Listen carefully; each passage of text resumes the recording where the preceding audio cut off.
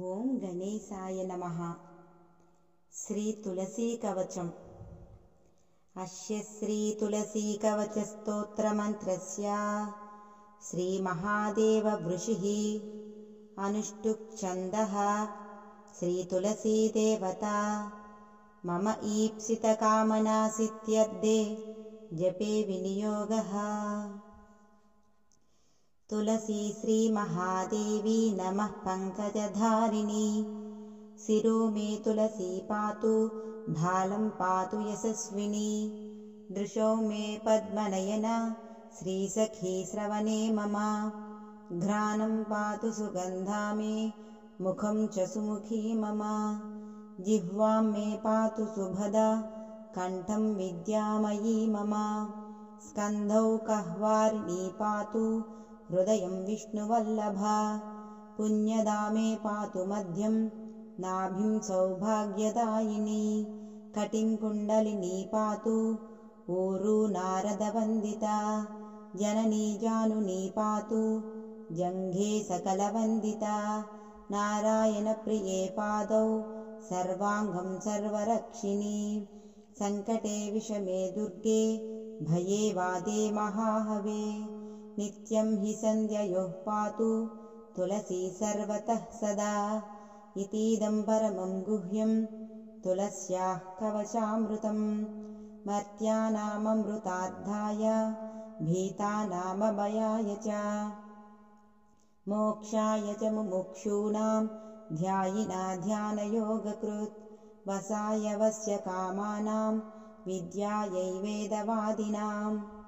द्रविणाय दरिद्राणां पापिनां पापशान्तये अन्नाय क्षुधितानां च स्वर्गाय स्वर्गमिच्छितां पशव्यं पशुकामानां पुत्रदां पुत्रकाङ्क्षिणां राज्याय भ्रष्टराज्यानामशान्तानां च शान्तये भक्त्यर्थं विष्णुभक्तानां विष्णौ सर्वान्तरात्मनि जाप्यं त्रिवर्गसिद्ध्यर्थं गृहस्थेन विशेषतः उद्यन्तं चण्डकिरणमुपस्थाय कृताञ्जलिः तुलसीकानने तिष्ठा नासीनौ वा जपेदिदम् सर्वान् कामान् वाप्नोति तथैव मम सन्निधिं मम प्रियकरं नित्यं हरिभक्तिविवर्धनं यास्यान्मृतप्रजा नारी तस्याङ्गं च प्रमार्जयेत् सा पुत्रं लभते दीर्घजीविनं चाप्यरोगिणं वन्द्याय मार्जयेदङ्गं कुशेर्मन्त्रेण साधकः सापि संवत्सरादेव गर्भं दत्ते मनोहरम् अस्वर्धे राजवस्याद्धि जपेदग्निः स्वरूपभाक् पलासमूले विद्यार्थी तेजोर्ध्यभिमुखो रवेः कन्यार्दी चण्डिका गेहे शत्रुहत्यै गृहे मम श्रीकामो विष्णुगेहे च उद्याने स्त्रीवसा भवेत्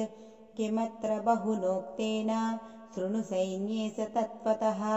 यं यं काममभिध्यायेत् तं तं प्राप्नोत्यसंशयम् मम गेहगतस्त्वं तु तारकस्य वधेच्छया जपन् स्तोत्रं च कवचं तुलसीगतमानसः दलातारकं हन्ता भविष्यसि न संशयः इति श्रीब्रह्माण्डपुराणे तुलसीमाहात्म्ये